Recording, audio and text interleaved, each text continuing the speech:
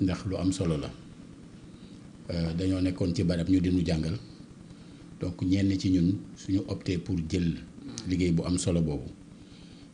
faaw ñu leen di gërëm ci sacrifice yooyu ndax yombul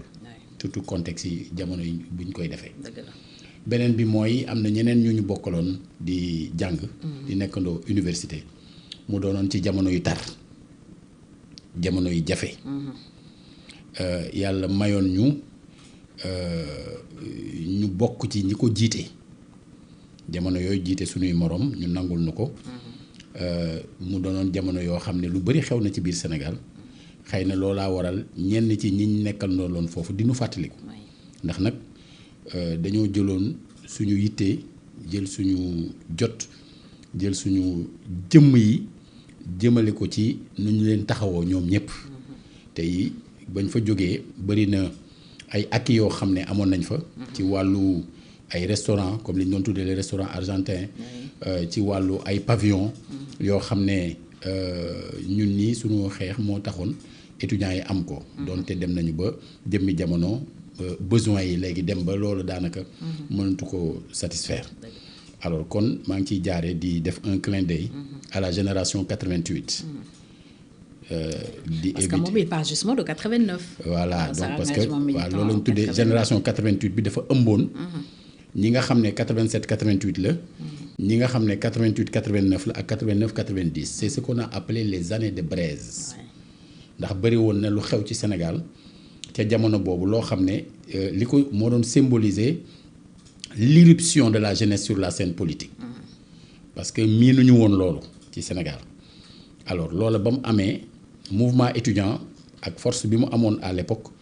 ak organisation démocratique bi mu amoon parce que bul fàttali ne tëbuñu rek mu demee nii mu demee dafa amoon ay jamono ñun booba élèves lañ ne jiite coordination des élèves du Sénégal nekkandoo ci ak ay Pape Latine Ndiaye ay Boubacar Konaté Abdou Ndaw nekkatu fi yàlla na ko yàlla yërëm moom ak Idrissa Ndiaye Thiaka moom itam yàlla na ko yàlla yërëm ñoom Waly Fall qui a été maire à Dieuppeul je crois ak ñeneen ñoo xam ne vraiment amoon nañ taxawaay yu am solo au même moment mu amoon à l'université ce qu'on appelait à l'époque les unions nationales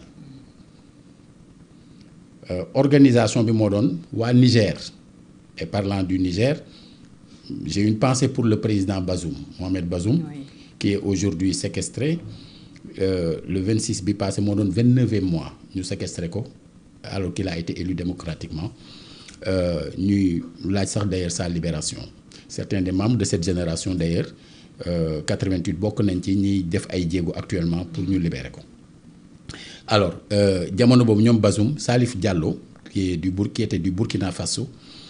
qui a même été jusqu'à nekk président de l'Assemblée nationale yàlla jëlee na ko fi yàlla na ko yàlla yërëm ñooña par exemple kenn ku ci nekk sa réew dafa amoon union nationale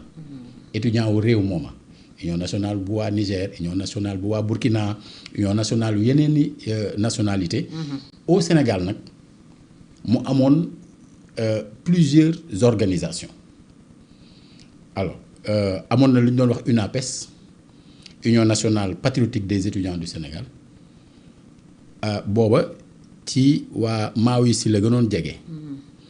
amoon na lu ñu doon wax UNDES muy Union nationale démocratique des étudiants du Sénégal waa PIT la gënoon jege moo amoon UDED Union démocratique des étudiants de Dakar waa LD la gënoon jege maintenant waa PAI yi ñoom dañoo préféré woon tudd carrément mouvement des élèves et étudiants du PAI. bu situation de grève massa am union nationale yi ñoo daan daje waxtaan. et c'est sur la base du rapport de force que lañ doon arrivé à peser ci assemblée générale yi daan am ba orienter grève bi ci sens bi wala ci sens bële ak bu ñu waree lever mot d'ordre loola ñun étant de jeunes militants du PAI bokkoon MEPAI mais également nekkoon dans la direction du mouvement kii élève daan vraiment lëkkaloo ak le mouvement étudiant sénégalais lu ñu dund la. bi ñu demee nag ba mu am les événements du 22 janvier 87 bi force de l'ordre di envahir université ak la ca xew yépp ak la ca juddoo je me rappelle cette grande grève là ca la cosaanoo li ñu tuddee la coordination des étudiants de Dakar nit ñi foofu jot nañu waxtaan ba taxawal ne comme il y avait à l'époque 5 facultés faculté bu nekk mu am benn comité exécutif boo xam moo ko jiite ñu jëlee fa ñett waaw c'est-à-dire que y avait les 4 facultés plutôt ak la commission sociale c'est-à-dire faculté bu nekk yabal ñett commission sociale mooy fii étudiants yi doon fanaan ak yooyu yabal ñett ñu nekk 15 membres de la coordination des étudiants nga xam ne assemblée des délégués yi ñooy fal comité exécutif yi comité exécutif yi désigné ñett yuy dem fële nga xam ne on ne pouvait pas être au niveau de la direction du mouvement étudiant te tànnuñu la faluñu la de manière démocratique et loolu ça a été très important dans la construction vraiment de l'opinion démocratique et de la conscience aussi démocratique bi nga xam ne moo seeyoon yëbboon ci étudiants yi fi nekkoon ak élèves yi fi nekkoon ba loolu ça a structuré les combats yi nga xam ne amoon nañ ci jamono boobu parce que soxna Fatou bul fàtte ni tëbuñu rek di par exemple di am système électoral bi ma nga cosaanoo ca combat yooyu danaa expliquer ni amoon na ay jamono il n'y avait pas de représentants des partis politiques ou des candidats dans les bureaux de vote bi ñu demee sax ba mu am ay avancées c'était des observateurs et le président du bureau de vote mën na la exclure à tout moment boo waxee lu ko neexul mu dàq la te kenn mënu ci dara loolu amoon na fi les gens se sont mobilisés et se sont battus pour loolu deñ et loolu vraiment ñëpp ci doon impliqué wu ci combat yooyu et puis daanañ def ci ay gox yoo xam ne kilifa ga ne ca gox ba day jël urne bi teg ci kanamam. chef de village par exemple. waaw mënoon na nekk kilifa rek. boo xamante ne foofu mooy ñëw teg ci wetam ku ñëw di voté nga voté li mu bëgg waaw xam nga loolu. amoon na fi voté wul li mu bëgg. da ngay voté li mu bëgg waaw parce que urne baa ngi ci wetam. pour wane ne Sénégal def na ay jéego. maanaam te jéego yooyu nag dañ ko xeex. ay nit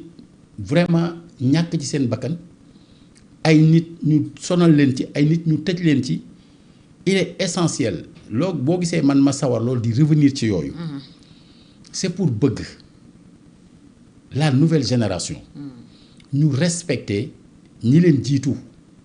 comme ñun ni ñu respecté woon ñi ñu jiitu woon parce que dafa am ñu fi jiitu woon. ñun dañoo ñëw fekk ay nit jaar fi événement wu 68 yi. événement wu année 70 yi. mais Fatou des gens ont été enrôlés de force dans l'armée.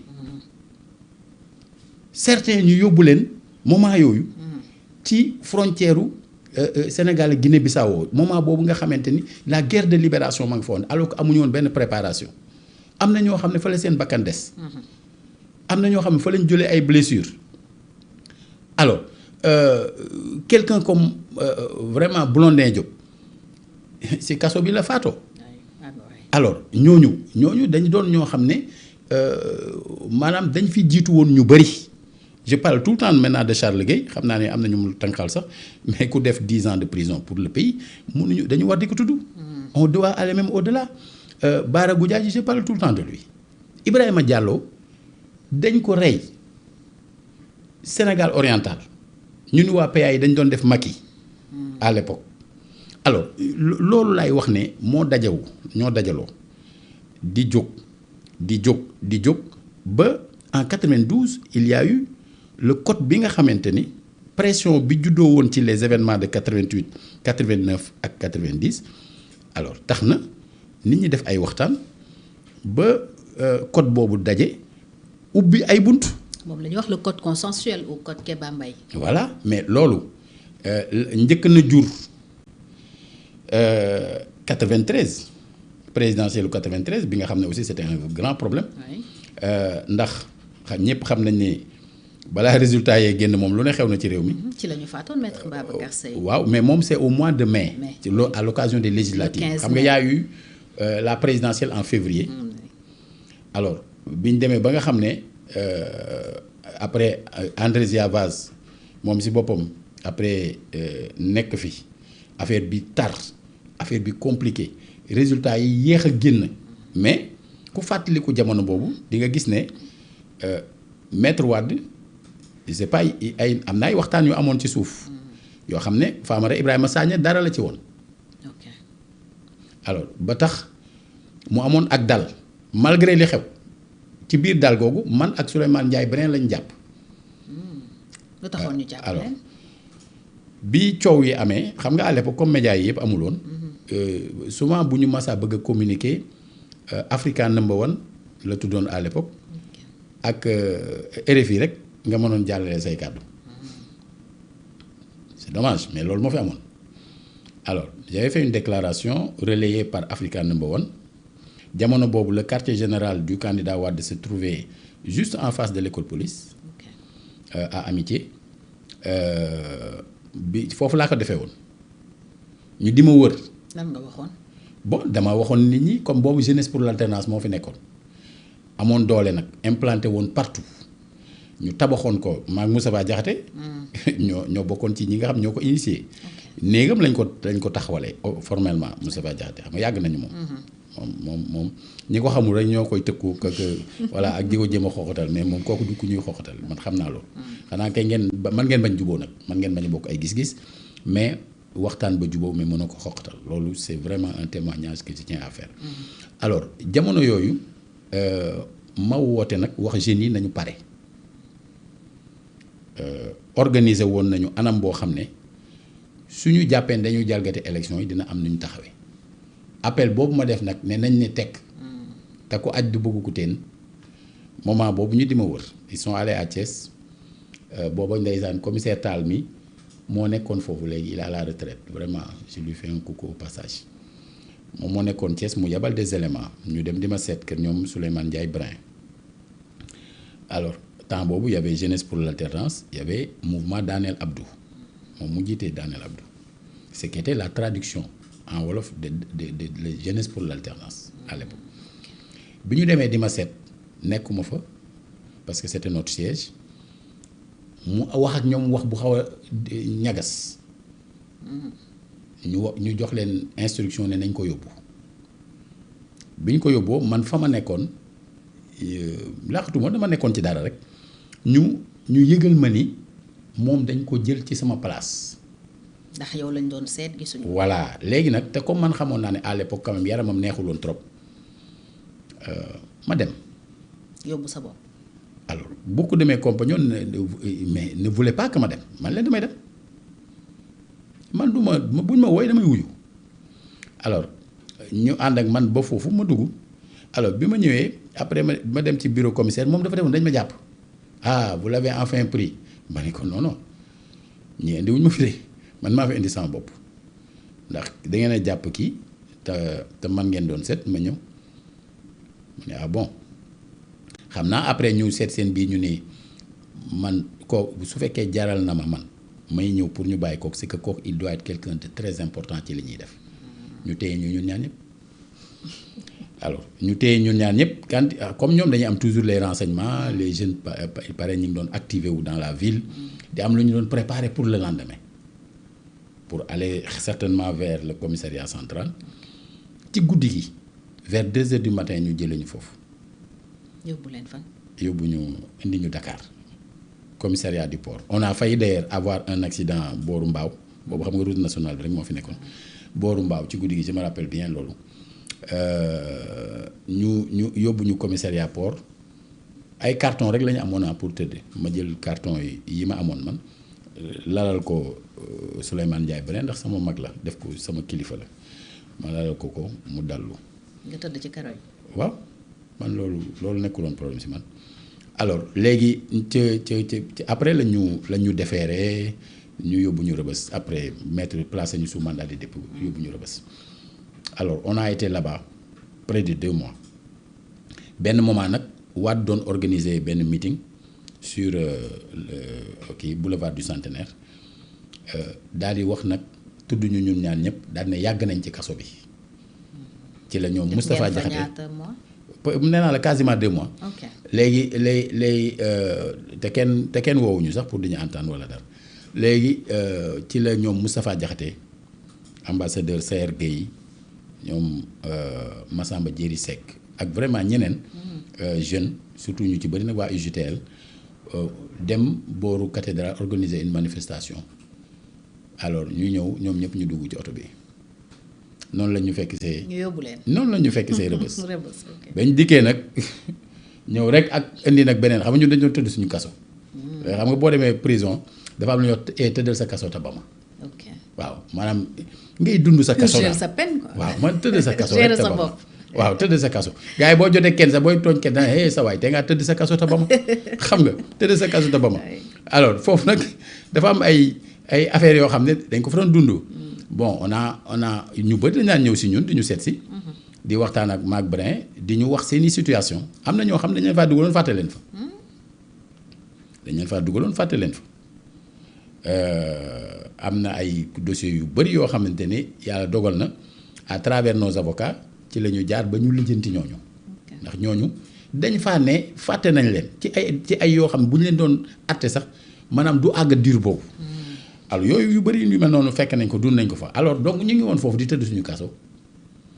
ba moment bi nga xam ne ñoom ñëw nañu bi ñu dikkee nag comme ñoom dañoo ñëwoon ñoom pas pour toog fa mais pour génne ñu ñu ñëw rek engagé le combat ñoom ci biir condition de détention yi bi suba ngoon gudd et cetera. ngeen di grève. ba ci benn moment ñoom ñu ni nañ déclencher grève de faim xam nga ñoom mënuñu déclencher grève de faim ñu di leen seetaan ñun ñoo tax ñu ñëw fa loolu moo indi libération boobu mais alors quand on a été libéré man personnellement j'étais interdit de sortie du territoire ba le 2 juillet 93 la ñu levé loolu je me rappelle bien maître Massokhna Kane moom moo notifié woon à l'époque levé wu interdiction bi c'est pour wax la rek ni la yu bëri jaar na fi bon maintenant affaire médecin bi c'est waaw boobu moom c'est au mois de mai parce qu'il y a eu des législatives. naka ngeen ko dundee yow naka nga ko dundee. waaw xam nga bi ñu jógee ci présidentielle bi surtout ñun ñu doon doo génn prison j'aurais dû insister wax naa ko bi ñu koy rendre hommage moom Landing Savané wax naa ni man ak Souleymane Ndiaye Brin am nañu ay mbokk am nañu ay am di jàmm ñu doon yónnee xewlu